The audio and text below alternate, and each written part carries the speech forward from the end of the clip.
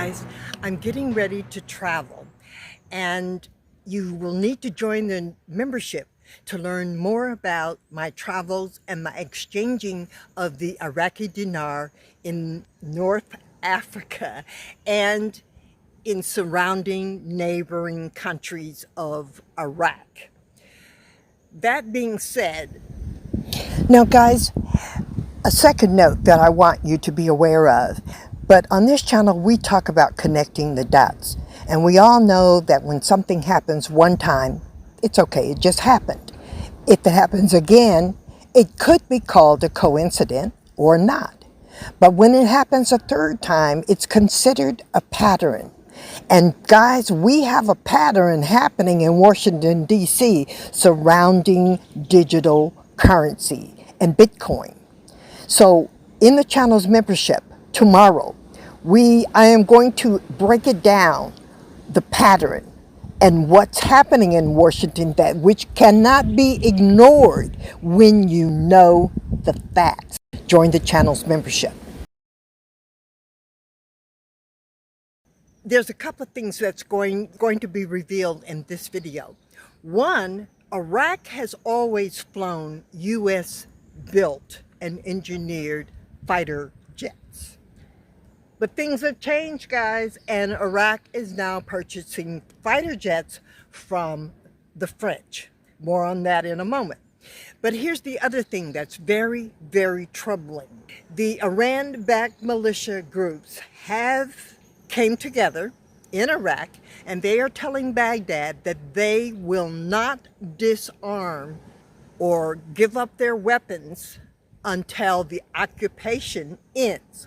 Now, as you know, they call the mere fact that U.S. military troops are in Iraq, still in Iraq, very few, and they just handed over one of the very large military installations. They handed it over to the Iraqi military just recently. But these Iran-backed militants are saying to Baghdad, we're not giving up our weapons. And as you know, the Trump administration has said that is their goal for 2026.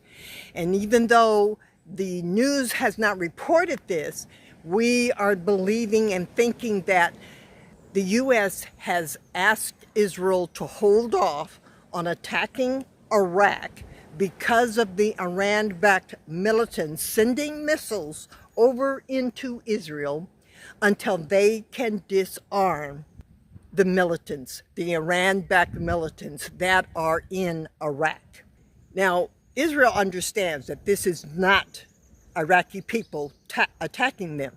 They understand that this is a group within Iraq. But what they're saying is that if you can't control them and stop them from sending drones, armed drones, and military missiles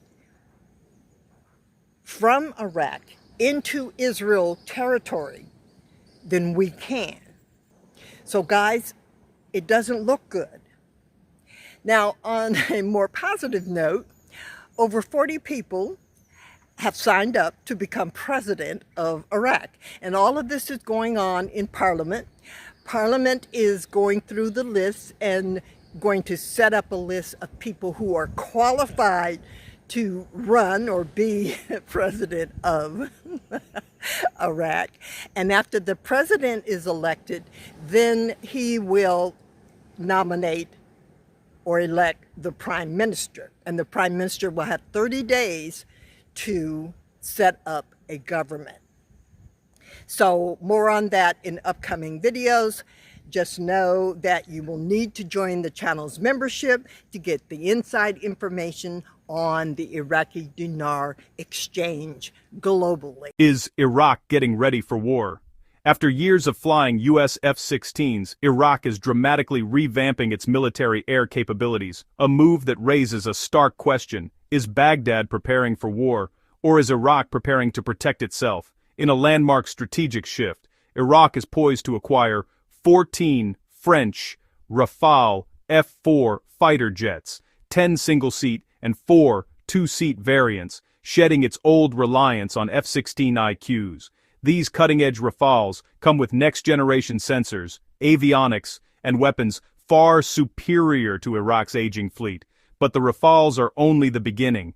Iraq is rebuilding broken defenses. Iraq's air defense network has long been neglected, leaving its skies vulnerable to incursions from neighboring conflicts. In 2026, Baghdad plans to begin a broad upgrade of that neglected system, including medium-range South Korean KM-SAM surface-to-air missile batteries are designed to intercept aircraft, missiles, and drones. New radar and surveillance systems to detect hostile aircraft earlier and more reliably, and command and control enhancements to coordinate detection and interception. Iraq's leaders have signaled Rafales could be armed with Meteor Beyond visual-range missiles, further boosting its ability to intercept threats. Why is Iraq doing this now? The push to modernize comes against a backdrop of repeated foreign airspace violations, including alleged Israeli and Iranian flights, and the Borim brand, frequent drone and missile activity along Iraq's borders. Baghdad has publicly protested these incursions, highlighting its lack of capacity to detect or stop them. So the question is, deterrence or war preparation? Taken together, acquiring advanced fighters, new missiles, and modernized radar systems represents the most significant overhaul of Iraq's air power in decades, a leap toward real aerial sovereignty. Whether these changes are strictly defensive or signal preparation for future conflict is ambiguous. Iraq insists its modern military posture is about sovereignty and deterrence, not aggression. Yet, in a region where airspace violations and proxy clashes have become routine, the arrival of Rafales and enhanced air defenses undeniably strengthens Baghdad's ability to contest threats from the sky. So the question is, deterrence or war preparedness? We hope you are still with us because this is the crucial news that has us on the subject of protection for Iraq. A coalition of 6 Iran-aligned armed groups in Iraq has publicly refused to enter discussions about handing over their weapons until all forms of foreign occupation end, a clear reference to the continued presence of U.S. forces in the country. The statement, issued on Sunday by the Iraqi Resistance Coordination Committee, rejected growing international pressure, especially from Washington, to place all weapons under state control. The groups described their arms as sacred, asserting they are essential in a nation they say still faces occupation. These factions operate under the umbrella of the Popular Mobilization Forces, PMF, which is officially part of Iraq's security structure but retains significant autonomy, especially among groups aligned with Tehran. Stay with us, guys. Things are changing fast. The declaration underscores deeper tensions within Iraq's security framework, as the country grapples with calls to rein in non-state armed groups, balance foreign influences, and assert centralized military authority. EPCAA. Meanwhile, Iraq's top judge recently argued that weapons outside official institutions are no longer needed in a post-conflict environment and urged a focus on law, justice, and development, highlighting the divide between institutional authorities and militiation. Taken together, acquiring advanced fighters, new missiles, and modernized radar systems represents the most significant overhaul of Iraq's air power in decades, a leap toward real aerial sovereignty. Whether these changes are strictly defensive or signal preparation for future conflict is ambiguous. Iraq insists its modern military posture is about sovereignty and deterrence, not aggression. Yet, in a region where airspace violations and proxy clashes have become routine, the arrival of Rafales and enhanced air defenses undeniably strengthens Baghdad's ability to contest threats from the sky.